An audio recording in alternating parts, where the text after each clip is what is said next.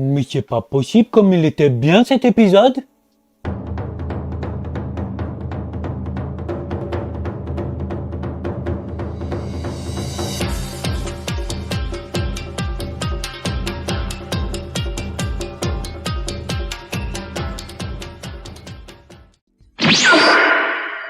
Yo mes guénines, ça va ou quoi?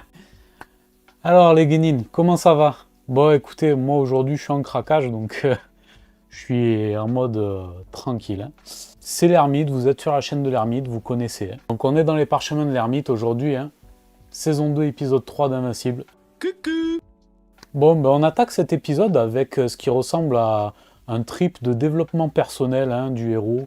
Il arrive à la fac avec son meilleur ami et sa nana. C'est sa mère qui l'accompagne. Et bon, c'est oui, tu vas apprendre à te connaître. Oui, fais bien attention à la drogue. Mais t'es sûr que ça va me faire quelque chose? Oui, mais t'es pas censé tester quoi en fait? Ouais, mais s'il te plaît. Ouais, mais non. Enfin bref, on s'en bat les reins, mais c'est pas grave. Bon, sa mère, c'est une pub vivante pour le Xanax. Hein, elle est toujours au fond du trou. Et en fait, quand elle lâche son fils, elle sort une espèce de carte noire avec un numéro derrière. Ce serait sa copine Olga, qui était une femme de super-héros également, qui lui aurait donné. J'imagine que c'est un délire de groupe de soutien, un truc comme ça, genre bonjour, je m'appelle Debbie. Bonjour Debbie. Bref, on enchaîne sur Marc qui découvre sa piole. Son meilleur ami lui indique que voilà, s'il laisse une chaussette sur la poignée, vous connaissez quoi, hein, voilà, ne pas déranger. Son meilleur ami le tacle également parce que Marc a ramené un carton de jouets collector. Bon. Et au bout d'un moment, Marc finalement se décide à les jeter dans la benne à ordures. Et finalement, il se ravise et il va en récupérer un. Une espèce de chien magicien super-héros. J'imagine que ça le ramène à des souvenirs plus heureux d'une époque où sa famille n'avait pas éclaté. Moi j'ai un petit peu de mal avec ce genre de scène parce qu'en tant que collectionneur, ça me fout les glinches de voir des gens jeter leur collection, ou des trucs collector quoi, ou de les vendre ou de les donner, enfin peu importe. Sous prétexte qu'ils ont envie de grandir. Je suis désolé, grandir, c'est avec ces jouets qui se sont construits. Ils ont développé leur imaginaire. Et voilà, les jeter, les vendre, les donner, c'est purement symbolique. Donc, si tu as décidé de grandir, c'est pas de garder tes jouets ou de les virer qui va changer la donne. Après, bon, il y a le côté nostalgique, tout ça qui rentre en jeu. Moi, je sais que voilà, je suis atteint de collectionnite, j'ai du mal. Mais bon, il pouvait tout simplement les garder chez sa mère, cet enfoiré. Et donc, quand il revient avec son petit jouet à la main, eh ben, il trouve la fameuse chaussette sur la poignée. Et il se dit, putain, mais qui baise le premier jour de fac, en fait? Donc, il pose cette question à sa nana. Parce qu'il a été la voir dans sa piole à elle. Et elle, au calme, elle lui sort, nous, par exemple. Et donc, elle a pas froid aux yeux, la coquine. Bah, c'est bien, hein, c'est une femme libérée. Ne la laisse pas tomber, elle est si fragile, être une femme libérée, tu sais, c'est pas si facile. On en veut plus. On assiste donc, enfin on assiste, c'est un bien grand mot, mais à la scène de cul la moins naturelle du monde. En mode, ouais, attends, si je fais comme ça, et toi, si tu te mets comme ça, bon, ça tortille du cul, ça sent le puceau. Je suis le laitier, mon lait est délicieux. Et la meuf lui sort une question, mais je sais pas si c'était censé être drôle en fait. Et elle sort, t'as du super sperme ou un pénis radioactif, un truc comme ça?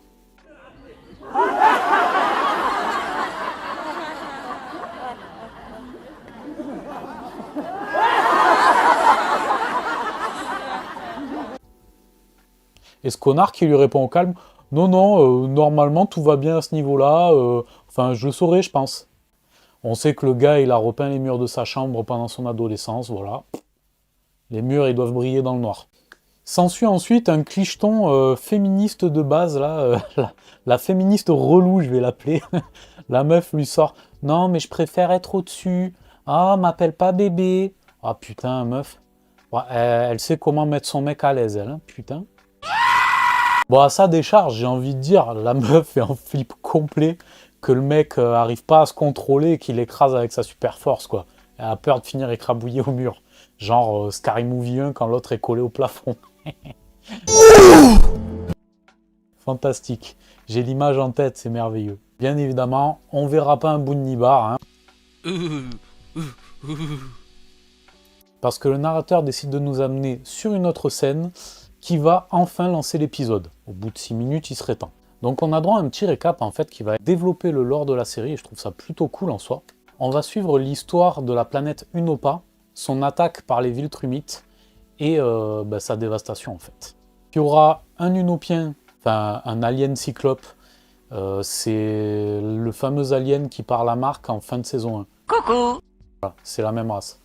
Et en fait, le mec s'appelle Marvin, donc je trouve, niveau street credibility, on est à 0. Et le gars, finalement, réussit à survivre, il s'échappe, il va dans des avant-postes unopiens un peu partout, et à l'aide de la génétique, il reconstruit son espèce. Il essaye d'ailleurs de les améliorer pour qu'ils soient suffisamment costauds pour survivre à une attaque de Viltrumite et pouvoir même se battre contre eux au corps à corps. La plupart des expériences sont des échecs, il n'y aura qu'un seul survivant, ce sera le fameux Allen, celui qui a parlé à Mark, fin de saison 1. Donc lui, c'est un super unopien, on va dire. Il part affronter des Viltrumites, a priori, et il n'arrivera jamais à en battre un. Il va se faire démonter, mais il arrivera à survivre. Ce qui est déjà pas mal en soi. Hein.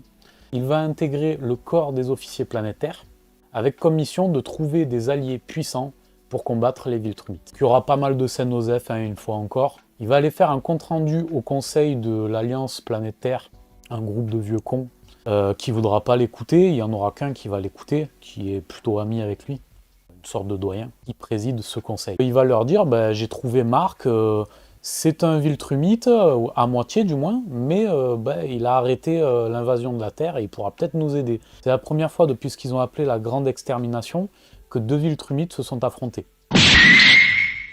Mark incarne leur dernier espoir et ils vont essayer d'en profiter. Parce qu'en soi, Mark a poussé Omni-Man à abandonner sa mission. Et un Viltrumite n'abandonne jamais sa mission. Donc, première faiblesse de la part des Viltrumites, et ils vont essayer de s'engouffrer dans la brèche. À la fin de cette discussion, Allen discute avec une petite pépé, et puis finalement il rentre chez lui. Et comme par hasard, il se retrouve attaqué par quelqu'un, et non, c'était la petite pépette là qui l'a rejoint chez lui. Donc on va avoir droit à une petite partie de baise intergalactique avec des tentacules. Bon, je pense que le narrateur, ça doit être un phobique du cul parce qu'il re-switch sur Mark et Amber. Il se trouve qu'ils n'avaient pas fini leur petite affaire. D'ailleurs, ils nous ont fait une petite scène de prévention capote, histoire de le placer, quoi. Donc, il re-switch sur Allen, qui n'a toujours pas fini son affaire. Nani? Donc, finalement, il se concentre sur le chat unopien et ses 2 trous du cul.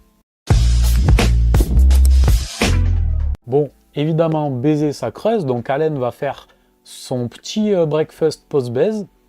J'ai une de ces envies de manger un cassoulet. Avec sa chérie. Il crache le morceau assez vite parce qu'il y aurait, a priori, un traître dans le conseil des doyens. Donc il crache tout à sa nana. Bruh. Bref, ce courant l'esprit mal placé. Donc il crache la vérité à sa nana, voilà, on va dire ça. Bizarrement, au moment où il lui dit, il se fait attaquer. Donc il se retrouve dans l'espace à affronter 3 Viltrumites. Pas 1 ni 2, mais 3. C'est chaud là. Hein. Et il se fait déboîter comme Jaja. Mais magnifique quoi. Hein. Fini désossé quoi. Ils l'ont démonté comme un meuble Ikea. Yeah, boy!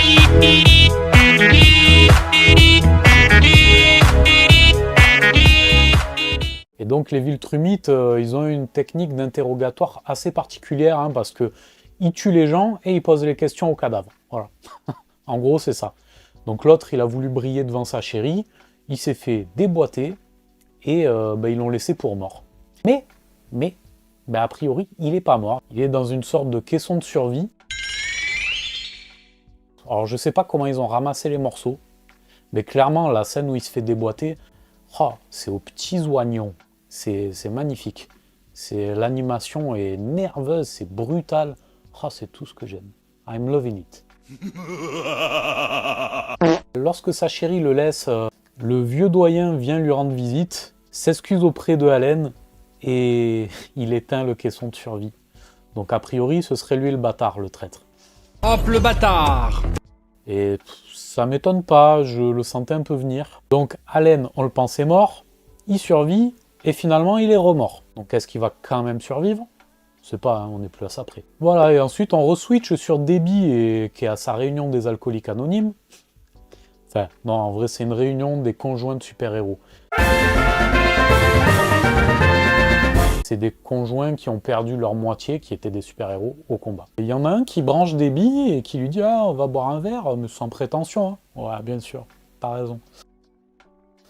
Donc ils sont en train de boire un coup, et puis l'autre il lui raconte sa vie. Ouais, ma femme, elle s'est faite tuer par Omni-Man, et Debbie, elle craque. Parce que, ben, bien sûr, c'était la femme d'Omni-Man.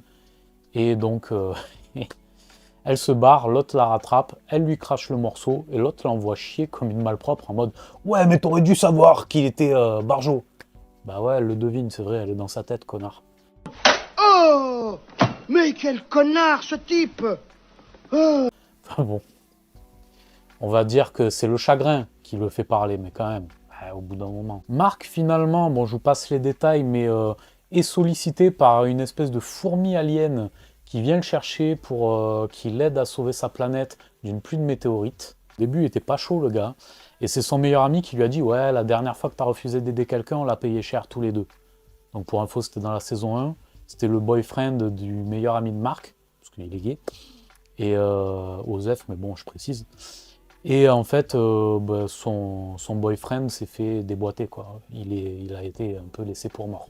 A priori, il s'en serait sorti, mais je sais plus, il y avait un truc génétique, je crois.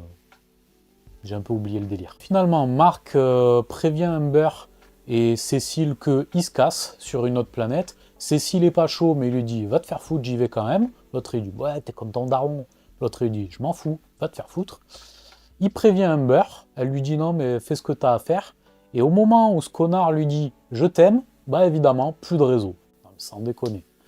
Donc voilà.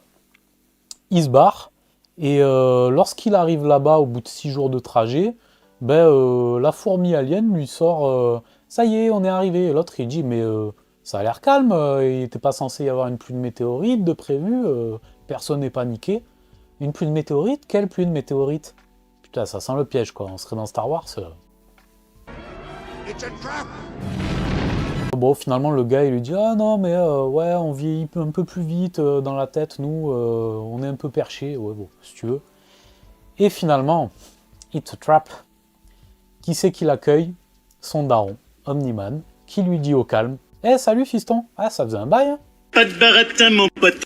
Donc voilà, on termine sur ce cliffhanger. Épisode très très riche, la review va être un petit peu longue, hein. Donc j'ai dû faire des choix, je vous ai pas tout détaillé, sinon dans une demi-heure j'y suis encore. J'ai beaucoup aimé l'épisode, finalement il s'est passé pas mal de trucs. On a appris 2-3 petites choses en plus, notamment sur les Unopiens, sur Allen et tout. J'ai bien aimé le délire. Donc j'espère qu'on en apprendra encore davantage. Je languis de voir les Viltrumites venir dans le délire, là ça va être une pépite. Voilà, c'est tout pour aujourd'hui les guénines. Une fois encore, merci, vous vous abonnez de plus en plus à la chaîne, c'est génial. Continuez de la soutenir, likez, partagez, diffusez la sainte parole de l'ermite. Je compte sur vous, c'est important pour le référencement et pour l'avenir de la chaîne. Et quoi dire? Merci. À la prochaine les guénines. Restez curieux, construisons la légende ensemble. Ciao.